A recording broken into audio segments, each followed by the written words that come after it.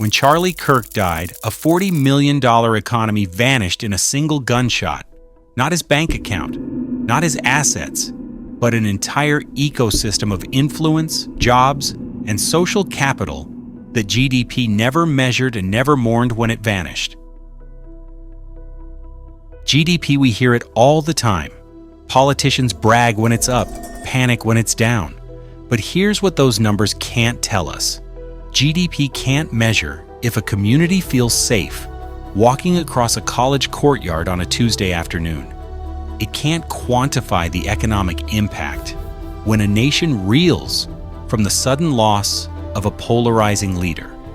It can't capture the ripple effects when violence shatters the very foundation of civic engagement. On September 10, 2025, Charlie Kirk, conservative activist and founder of Turning Point USA, was shot while speaking at Utah Valley University. He later died from his injuries. This tragedy shocked the nation, but it also exposes something profound about our economy that GDP will never measure. Today, I want us to go beyond GDP and ask, what does his story reveal about America's economy? What hidden costs does political violence carry? And what does this mean for our economic future? Because the truth is, when we only measure what's easy to count, we miss the forces that actually drive prosperity or destroy it. Here's what we know about that September day. Charlie Kirk was 31 years old young for someone who'd already reshaped conservative politics. On September 10th, he was hosting an outdoor Turning Point USA event at Utah Valley University. It was part of his American Comeback Tour, and roughly 3,000 people had gathered to hear him speak. Picture this. It's a Tuesday afternoon. Students are walking between classes. The sun is shining on what should have been just another campus event. At 12:23 p.m., as Kirk was mid-sentence during his speech, a single shot rang out from a rooftop overlooking the courtyard. Kirk was struck in the neck. Within minutes, the festive atmosphere turned to chaos. Paramedics rushed him to the hospital, but despite emergency surgery, he died from his injuries that evening. 2 days later, police arrested 22-year-old Tyler James Robinson, charging him with aggravated murder. Robinson wasn't a UVU student.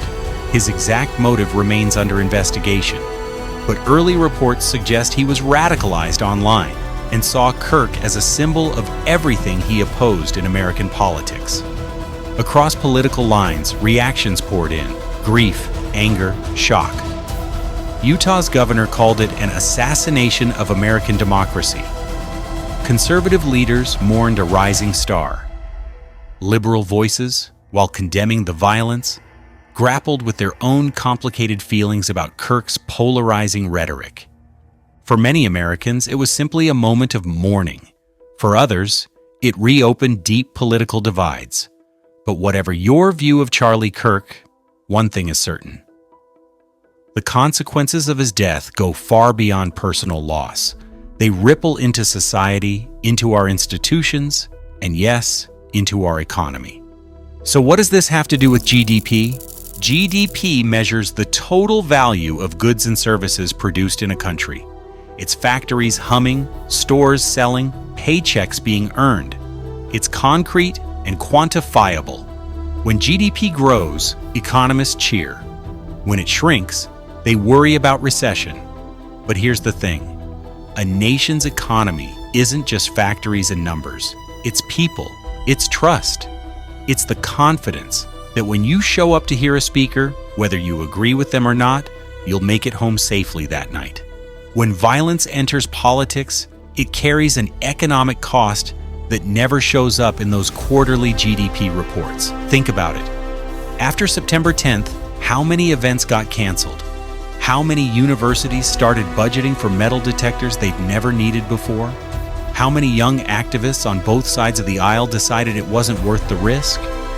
The shadow economy of fear is real, and it's expensive, but GDP is blind to it. In fact, increased spending on security might actually boost GDP numbers. even as the underlying reason for that spending signals a society in decline. This is the paradox of GDP. It can rise even while trust collapses. It can grow even while the very foundations of civic life erode beneath us. Let's break down the hidden economic costs that followed Kirk's assassination. Costs that traditional economic measures completely miss. Safety and security infrastructure. Within weeks of the shooting, universities across the country began reassessing their security protocols. Utah Valley University alone spent an estimated $2.3 million on enhanced security measures. Metal detectors, additional campus police, surveillance systems, and threat assessment teams.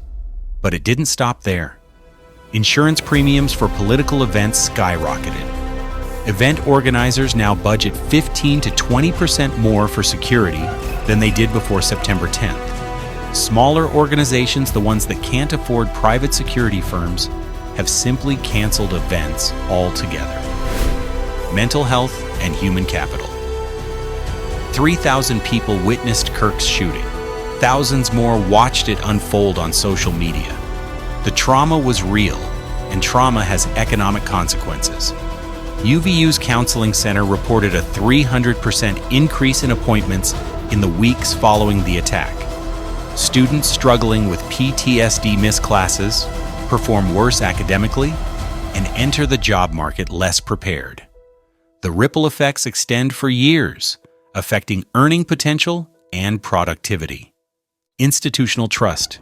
Perhaps most damaging of all is the erosion of social capital, the trust that holds communities together. When people don't feel safe attending political rallies, town halls, or campus debates, civic engagement plummets. Voter registration drives at colleges dropped 40% in the months following Kirk's death. Student government meetings saw record low attendance.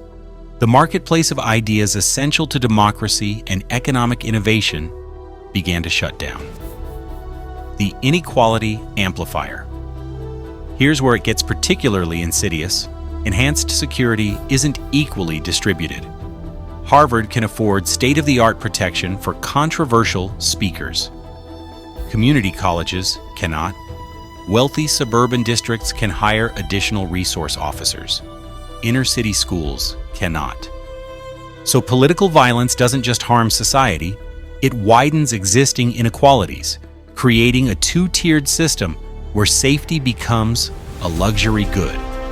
To understand the full economic impact of Kirk's death, we need to understand the economic ecosystem he'd built. Charlie Kirk wasn't just an activist, he was an economic force. He co-founded Turning Point USA at just 18 years old with a $1,000 loan from his grandmother. By 2025, TPUSA had become a financial powerhouse. $40 million in annual revenue, 150 full-time employees, and a network that reached millions of young Americans. This wasn't just about politics. It was about jobs, supply chains, and economic opportunity. TPUSA employed event coordinators, social media managers, graphic designers, videographers, and security personnel. They contracted with hotels, airlines, catering companies, and merchandise manufacturers. Kirk himself commanded speaking fees of $50,000 per event. His podcast generated millions in advertising revenue. His book deals, media appearances, and merchandise sales created what economists call a personal brand economy. The social capital factor?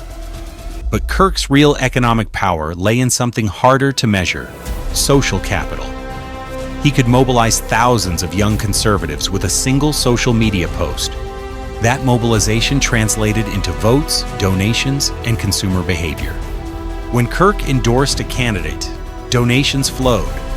When he promoted a product, sales spiked. When he called for boycotts, stock prices sometimes moved. This is influence as economic force, and it's a force that traditional economic measures struggle to capture. The fragility exposed Kirk's sudden death exposed just how fragile this ecosystem really was. Within days of his assassination, TPUSA's fundraising dropped 60%. Planned events were canceled, or postponed.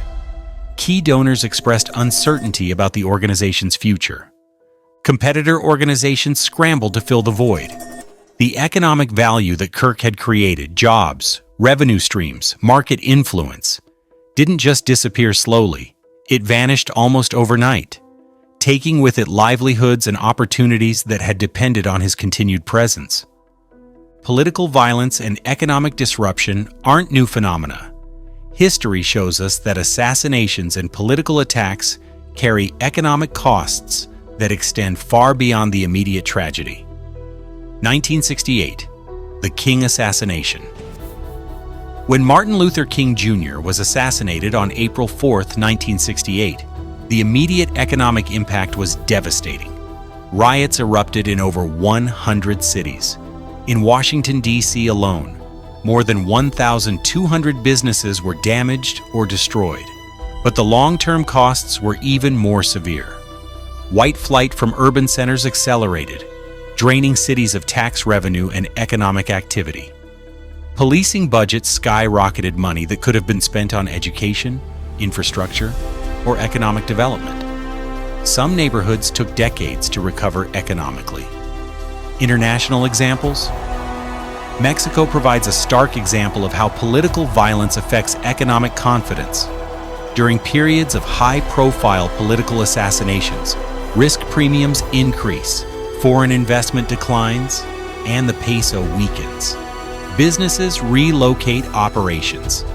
The modern American context, every mass shooting in recent American history has triggered similar patterns: increased security spending, insurance adjustments, and behavioral changes that ripple through the economy. After the 2017 Las Vegas shooting, concert venues nationwide spent millions on new security infrastructure. After school shootings, districts divert education funds to safety measures. Each incident creates a hidden tax on normal economic activity.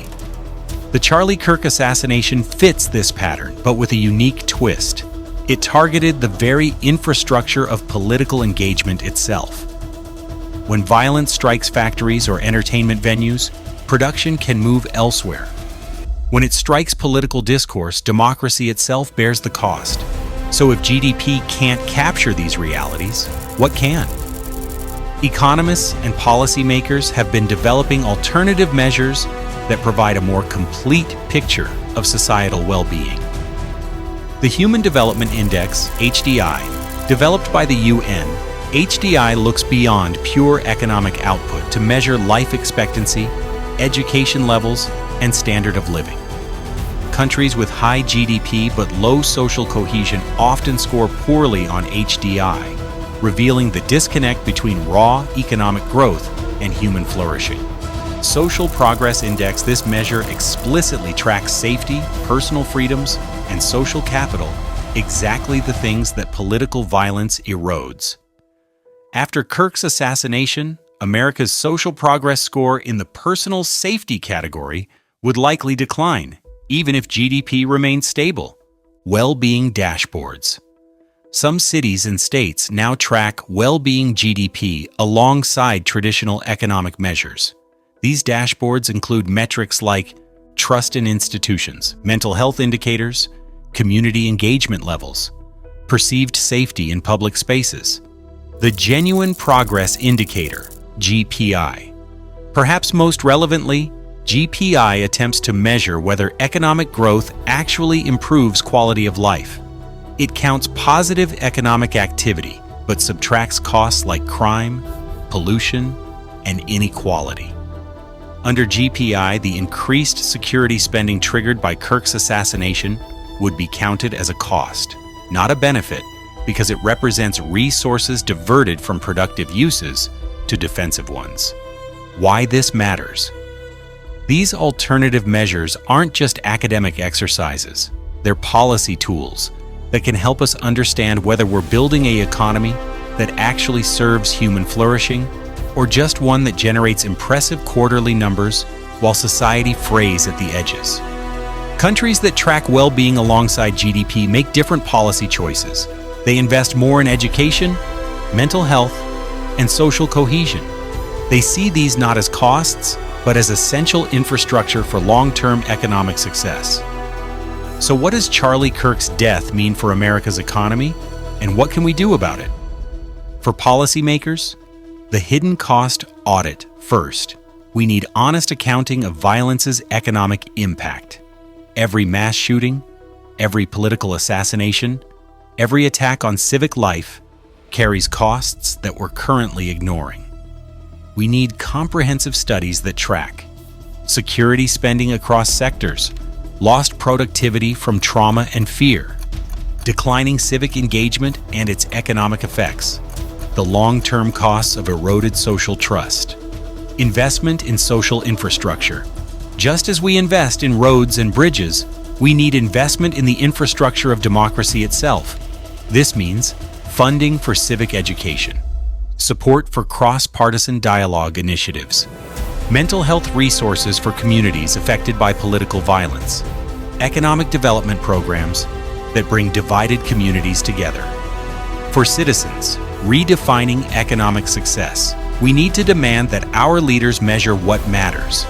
When politicians brag about GDP growth, we should ask, but do people feel safe? Are communities more connected? Is trust increasing or decreasing? The business community's role companies have a role to play too.